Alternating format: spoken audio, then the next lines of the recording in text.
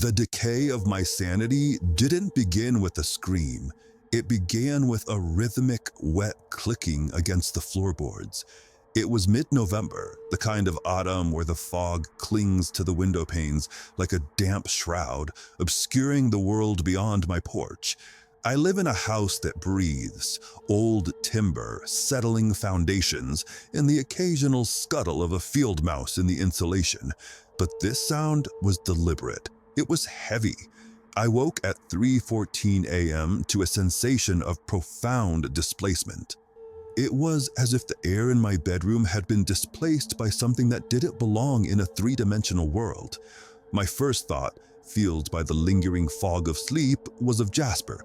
Jasper was my golden retriever, a dog whose entire existence was predicated on a predictable schedule of meals and naps. He usually slept at the foot of my bed, a warm, snoring weight. But that night, the weight was gone.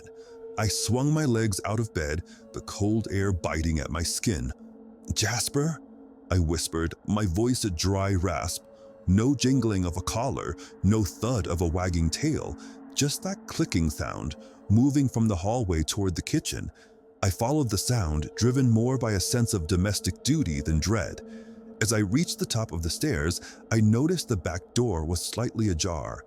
A sliver of moonlight, pale and sickly, sliced through the darkness of the kitchen. I descended slowly, my hand trembling as it gripped the banister. The kitchen was cold, unnaturally so. The pilot light on the stove flickered, casting long, dancing shadows that seemed to peel themselves off the walls. I saw a shape hunched over Jasper's water bowl. It was pale, the color of a drowned man's stomach, and its spine was a jagged ridge of bone that looked like it might tear through the translucent skin at any moment.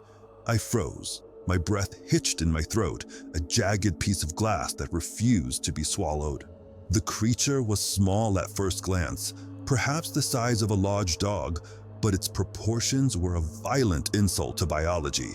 Its arms were far too long, ending in fingers that possessed too many knuckles, tapping rhythmically against the linoleum. Click, click, click. It didn't have a nose, only two vertical slits that hissed with every intake of air. When it turned its head toward me, I realized with a jolt of pure primal electricity that it had no eyes. In their place were two sunken pits of scar tissue, yet it looked at me with a focus that was absolute. It let out a sound then, a low, guttural vibration that mimicked the exact frequency of Jasper's growl, yet it was layered with a metallic screech, like a needle being dragged across a broken record. "Get out!" I managed to choke out, my hand finding the heavy glass carafe on the counter. The creature didn't flee. It tilted its head, its neck lengthening. In a series of sickening, wet pops, it began to move toward me, not by walking, but by unfolding.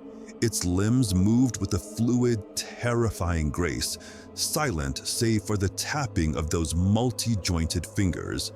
I threw the carafe. It shattered against the creature's shoulder, splashing water in shards across its pale hide. It didn't flinch. It simply leaned down and began to lap the water off the floor with a tongue that was black and barbed. The sight broke the dam.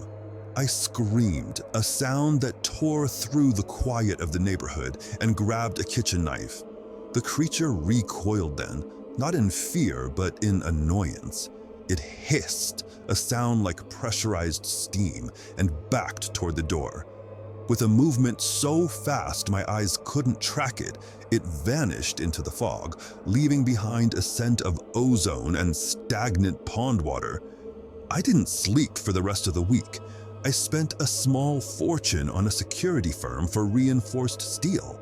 I told myself it was a coyote with a mange-induced deformity, or perhaps a stray animal mutated by the chemical plant. The lies we tell ourselves are the only thing that keeps the heart from stopping. Jasper returned the next morning, whimpering and covered in a gray, oily film, refusing to leave the corner of the basement. I washed him, but the smell lingered, a cloying, sweet rot that seemed to seep into the very fabric of the house. Miller assured me it's safe. "You got a fortress here, pal," Miller said, wiping grease onto his jeans. "Whatever was bothering you, it's going to have to find a new hobby." I wanted to believe him. I needed to. But as I watched him drive away, I looked up at the attic vent, a small, decorative opening that hadn't been reinforced.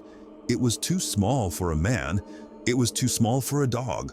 But I remembered the sound of those bones popping, the way the creature had seemed to liquefy as it moved. The silence lasted for 6 days.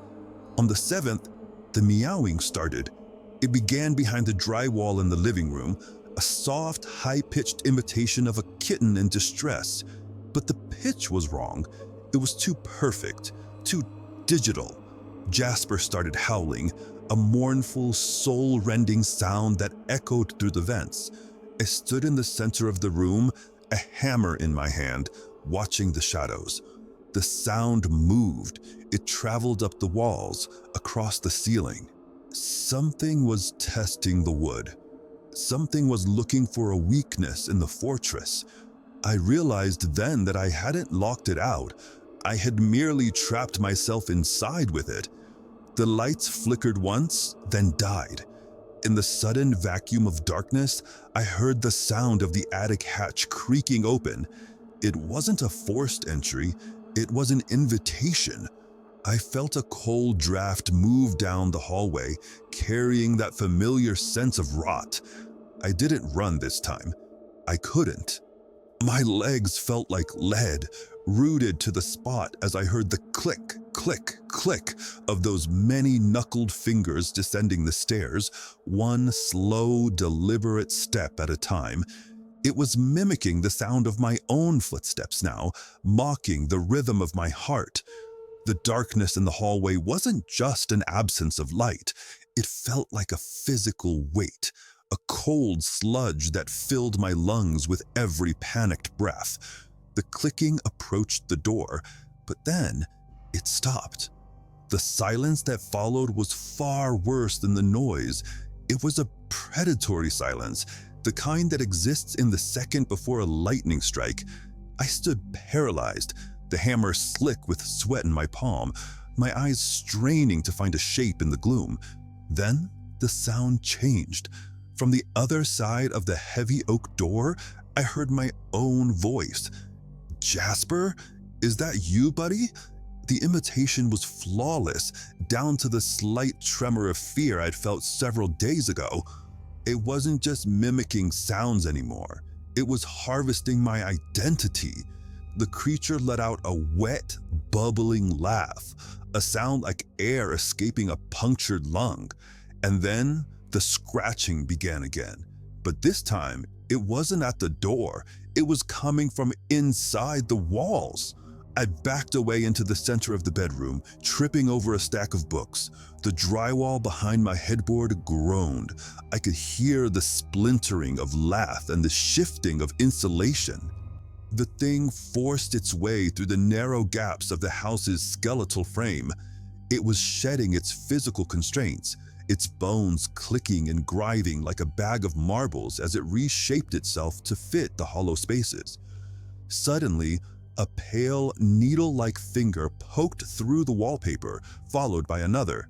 The wall didn't burst, it unraveled. The creature bled into the room, its body looking like a mass of pale, translucent dough that had been stretched too thin. Its face was now a smooth, featureless mask, save for a wide, lipless mouth that stretched from ear to ear, filled with rows of needle-thin, translucent teeth. "What do you want?" I screamed, swinging the hammer wildly. I caught it in what should have been its ribs, but the tool sank into its torso as if hitting wet clay. There was no resistance, no cry of pain. Instead, the creature's body began to flow around the hammer, creeping up the wooden handle toward my grip. I let go, stumbling back toward the window. Jasper was nowhere to be seen, his whimpers having faded into a terrified silence. The thing stood up on its hind legs, its height increasing until its head brushed the ceiling. It began to hum, a low, resonant tone that vibrated in my chest and made my vision blur. It wasn't a meow or a growl, it was a lullaby, distorted and wrong, a melody I vaguely remembered from my childhood. I scrambled for the window now. I was fumbling with the heavy security latches Miller had installed. The fortress had become a tomb. The high tensile mesh was bolted from the outside, and in my haste for safety, I had effectively caged myself. I turned back to see the creature mere inches away. Its scent was overwhelming now, the smell of 1,000 damp basements and forgotten graves. It didn't strike me. It reached out a long, trembling hand and gently, almost lovingly, stroked my cheek. Its skin was cold, like marble left in a freezer, but surprisingly soft. "Home," it whispered. The word didn't come from its mouth. It echoed inside my own skull, a telepathic intrusion that felt like a hot needle. In a moment of pure, unadulterated survival instinct, I grabbed a heavy glass lamp from the nightstand and smashed it against the window's frame, using the base to pry at the reinforced mesh. I didn't care about the glass cutting my hands at all. I kicked and heaved until the mesh gave way with a screech of shearing metal. I threw myself out into the night, falling through the fog and landing hard on the overgrown bushes below. I didn't look back. I ran toward the lights of the main road, my bare feet bleeding on the gravel, the sound of that static-filled meow fading behind me. I spent the next 3 days in a motel, jumping at every creak of the floorboards. The police finally agreed to a sweep. They found nothing. No pale intruder, no broken walls, no scent of rot. Even the hammer I had lost was resting neatly on the kitchen counter.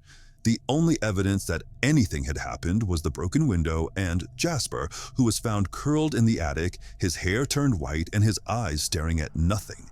The lead officer told me I'd likely had a psychotic break brought on by isolation and stress. He pointed to the lack of footprints in the mud then. To the world, the monster was a ghost of my own making, but I know better. I moved to a small apartment in the city, 3 stories up, with no attic and no cat flap. I keep the lights on until dawn. For a while, I thought I was free. But last night, as I was brushing my teeth, I heard a sound from the ventilation duct. It was a soft, rhythmic clicking. Click, click, click. I froze, my heart stopping in my chest. Then, a small, pale finger poked through. It poked through the metal slats. It didn't try to come out, it just tapped on the metal, a playful, familiar greeting. And then I heard it, my own voice, whispering from the wall, "Are you lonely, buddy?" I realized then that it hadn't been trying to get into my house, it had been trying to get into my life. It didn't want my food or my warmth, it wanted my place in the world. I look in the mirror now and I wonder if the eyes looking back are truly mine. I wonder if the transition has already begun. The scratching is getting louder tonight, and for the first time, I didn't reach for a weapon. I simply sat on the edge of the bed and waited. After all, you can't lock out something that is already a part of you. The room is growing cold, the lights are beginning to flicker, and I find myself opening my mouth to answer the voice in the wall, only to find the sound isn't a word at all. It's a long, distorted meow.